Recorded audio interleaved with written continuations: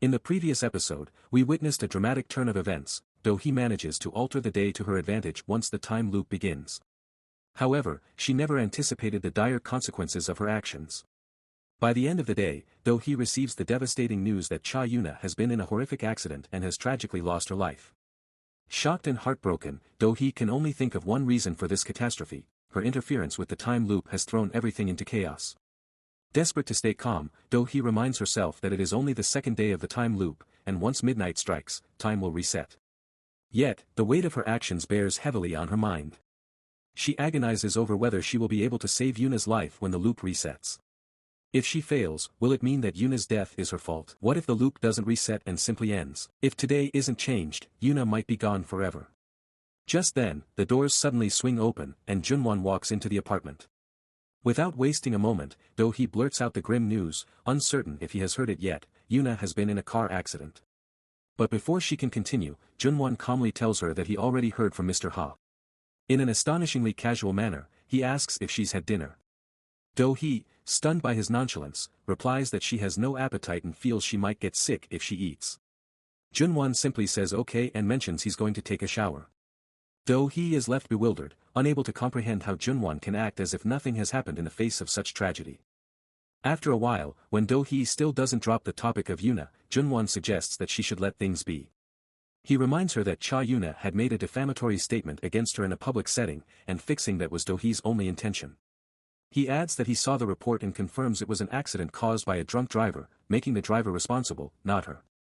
Dohee, still firm in her belief, insists that Yuna wasn't supposed to die originally, and thus, it's true that her actions changed the future, leading to Yuna's death. Jun Won questions her, asking if she didn't dislike Yuna. Irritated, Dohee retorts, "Are you saying that because I disliked Yuna, I should be happy she died?" She clarifies that regardless of her feelings toward Yuna, she never wished for her death. Jun Won, remaining calm, explains that's not what he meant. He's simply questioning if there's a real need to fix Yuna's death. Why would she invest her energy and time in doing so? After all, they are the only ones aware of the time loop, so no one will associate Yuna's death with her. Dohee knows that Jun Won lacks the emotional depth of an ordinary person, yet he has always shown her how down-to-earth he can be, and his kindness has been a great comfort. Suddenly, Dohee breaks down, crying and telling Jun Won that she feels terrible for having to knowingly ignore someone's death. She is so nervous that her heart is pounding, and her head feels like it's about to explode. But he's asking why she cares and why she can't let it go. Dohee firmly states that she is determined to save Yuna when time resets to this morning. Jun Won gently reminds her that she should know that once someone dies in a time loop, changing that outcome is much more difficult than she thinks. Dohee contemplates how ordinary people would feel in her situation. Would they think she isn't responsible at all since she didn't directly kill Yuna? Or would they believe she should take responsibility because Yuna's death was a result of her actions? With these thoughts swirling in her mind, Dohee falls asleep, wishing it all would end up being just a nightmare. However, when she opens her eyes, the time loop resets again, and she wakes up next to Jun Won. This time, a multitude of emotions swirl in Dohee's heart. Being with Jun Won makes her feel weak. At times, she feels suffocatingly tense around him, while at other moments, she feels she can open up about the secrets buried deep inside her heart. She has felt distant from Jun Won countless times, and she has even tried to end their relationship, but she always ends up giving up. Seo Jun Won is an existence she can never escape from. As Dohee reflects, she considers that the time loop could be both a blessing and a curse. At the company, her mind returns to Yuna's death. On the 1st November 23rd, she had an argument with Yuna on the rooftop, crushing her pride. On the 2nd November 23rd, Yuna left the company as soon as the presentation was over because she was frustrated that Dohee didn't let her get a single word out. Finally, Dohee concludes that, given the situation, leaving the company early likely led to Yuna's death.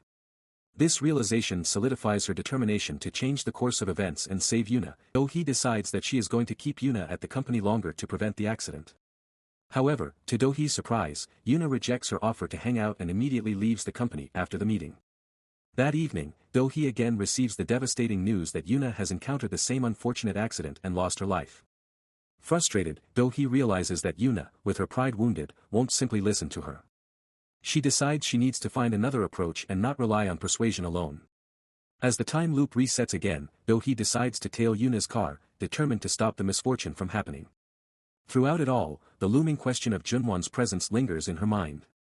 What is he up to, and will he help or hinder her efforts to save Yuna? Jun Won explains that there's still time for his meeting, so he's accompanying her. Dohee firmly tells Jun Won that she can handle it on her own and that he doesn't need to worry. Jun Won smirks and comments, but it's written all over your face. When Dohee questions what he means, Jun Won teasingly pokes her cheeks and says, it's written on your face, oh, help me, I am in trouble, help, I am having a hard time. Dohee shakes off Jun Won's hand and asserts that she has lived through all those time loops by herself until now, so she can take care of this without his help. Suddenly, Jun Won leans in and kisses Dohee on the cheek. When Dohee questions him about it, Jun Won grinningly suggests that she looked so cute he couldn't help it. Dohee's cheeks turn bright red with embarrassment. Just then, they notice Yuna entering a restaurant, and they think that nothing much has changed from yesterday. Yuna hasn't been hit by a car, so maybe the future has changed. But to their horror, they hear a crashing sound and see a truck crashing into the restaurant out of nowhere. Dohee is stunned. She knew Yuna was going to get hit by a car, but she never imagined a truck would crash into the restaurant. Her mind goes blank at the sight before her. Even if it was someone she disliked, wouldn't anyone be shocked at such a sight? And just like that, Yuna is dead again.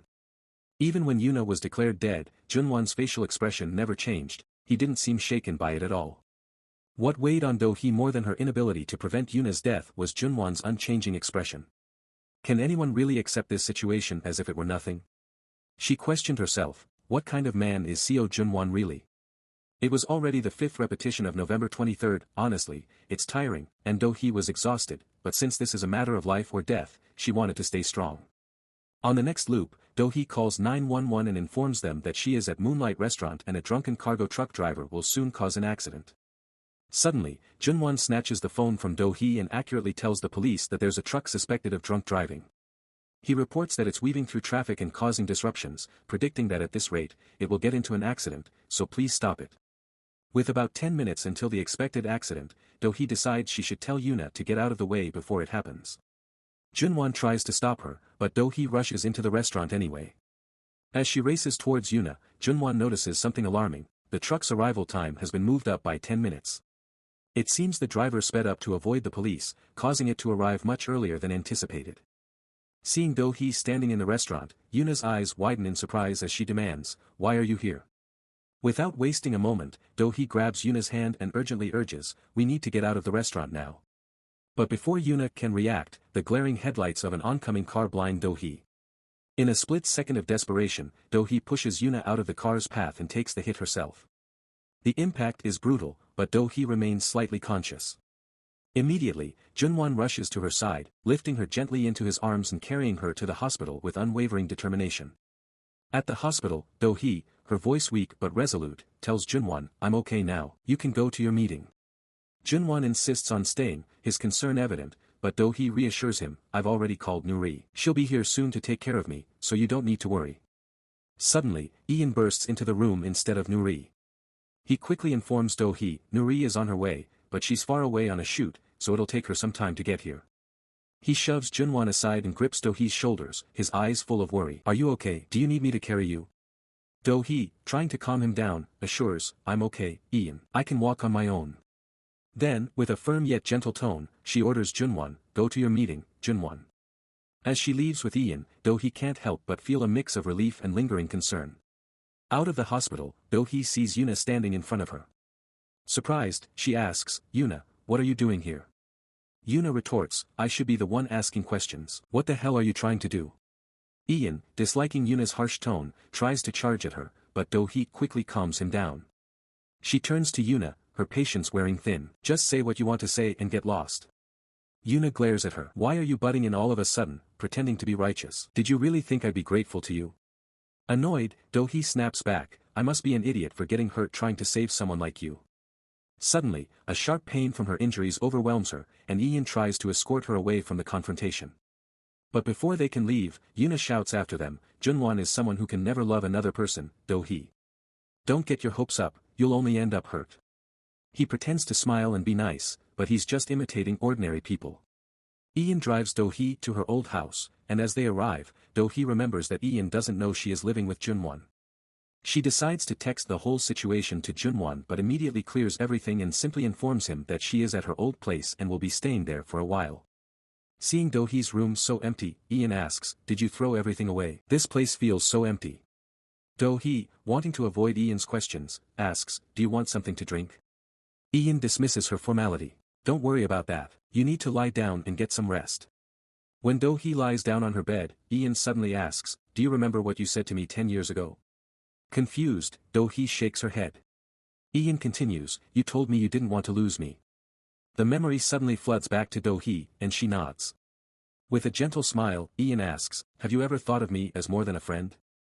Do-hee vividly remembers that day. How could she ever forget? Even before Ian confessed his feelings, she had panicked and indirectly rejected him. She wonders if her avoidance of his question, to selfishly preserve their friendship, still cuts him deep to this day. "No matter how I answer that question now, won't it damage our relationship?" Do-hee asks, her voice tinged with regret. Gritting his teeth, Ian forces a smile at Do-hee. "It was just a joke, Do-hee. Don't take it so seriously." His smile doesn't reach his eyes as he continues, "It feels like I've lost my closest friend to someone else now. Anyway, I've been taking care of you all day, and since my time is valuable, you owe me a treat next time." As Ian leaves Do-hee's apartment, he encounters Jun Won in the lobby. "I'm on my way back from dropping Do-hee off. She injured her leg, so I'm sure you understand," Ian explains. Jun Won glances at his watch and raises an eyebrow. "It doesn't seem like you left immediately after dropping her off. I suggest that going forward, you avoid situations where you're alone with Do-hee at her place." Visibly irritated, Ian retorts sharply, "I've been friends with Do-hee for 15 years. I've been to her place countless times and stayed overnight too. Why should I listen to you now? Whether I take Do-hee home or not, it's something I do as her friend. It's none of your business." Here's a more emphasized version of the passage. After saying all that, Ian starts to leave. However, on his way out, Ian drops a provocative comment. He's not convinced that Jun Won truly cares for Do-hee. Nonetheless, he insists he only wants Do-hee's happiness, but doubts Jun Won is capable of providing it. Suddenly, a bell rings. It must be Jun Won, Do-hee guesses. She pretends to be asleep, but restlessness overtakes her, and eventually, she gives in, opening the door for him. Jun Won enters and immediately asks if she's going to sleep already. Do-hee replies affirmatively, claiming fatigue. Jun Won sits beside her and gently advises her not to overexert herself like today, urging her to prioritize self-care before others. Do-hee is puzzled by Jun Won's sudden change in demeanor. Time passes by minute after minute, and Jun Won remains seated beside Do-hee, his mind consumed by Ian's words questioning his ability to make her happy. Despite this, Jun Won believes he truly cares for Do-hee, seeing her as the most special person in his life. He thought he had been transparent and genuine with her all along, but now her distant gaze makes him feel adrift. As he sits there, Jun Won eventually drifts off to sleep. In his dreams, memories of his childhood resurface, specifically, a moment when his mother sought his help, yet he stood emotionless and unresponsive. Meanwhile, in the middle of the night, Do-hee awakens, realizing November 23rd has passed, marking the end of another day after numerous failed attempts. The next morning, November 24th dawns, and Jun Won advises Do-hee to take a week off, treating it as a vacation to rest and recuperate. With those words, he heads to his office. Do-hee, initially closing her eyes to sleep, suddenly changes her mind, rushing after Jun Won to catch him. Awkwardly, she reminds him that they need to take a picture to send to his father. At night, Do-hee becomes increasingly anxious, wondering why Jun Won still hasn't returned home despite her giving him the passcode to her apartment. She's infuriated that he hasn't bothered to check on her health even once. Suddenly, the sound of someone typing the passcode echoes through her apartment. The door swings open, and Jun Won enters, catching Do-hee in her charade of pretending to be asleep on the bed. Sitting beside her, Jun Won gently reaches out to touch her face, a smile playing on his lips as he leans in to kiss her. Startled, Do-hee's eyes snap open, and she confronts him with a sharp shout, demanding to know what he thinks he's doing with someone who appears to be asleep. With a smirk, Jun Won retorts that she wasn't asleep at all, she chose to pretend, all on her own. Do-hee bristles with irritation at Jun Won's audacious excuses. Nevertheless, he pulls her into a hug, expressing remorse for his behavior. He acknowledges that he can't expect her to fully understand him but implores her not to let go of his hand. He then invites her to come stay with him at his place again. Throughout their relationship, Jun Won had often seemed indifferent to Do-hee, but she had sensed moments when his affection for her deepened. This man, known for his impassive demeanor and dry tone, had treated her as though she were someone special. Now, Do-hee worries that Jun Won might revert to seeing her the way he sees everyone else. Despite her fears, she finds herself unwilling to release his hand. Dohee called Jun Won's name, intending to say something, but suddenly her stomach growled loudly. Jun Won burst into laughter, teasingly remarking that he believes she hasn't eaten dinner yet. Remembering her preference for salmon, he had brought salmon sushi for her. As they sat at the dining table, Dohee asked Jun Won about his childhood dream. Jun Won casually responded that he had never really considered it, but if he had to say, it was simply to live a quiet, uneventful life until his death. His dream was to live without any notable complications or disturbances. Dohee couldn't help but think that Jun Won's answer was typically unconventional. Yet, she also felt like she was gradually beginning to understand him better.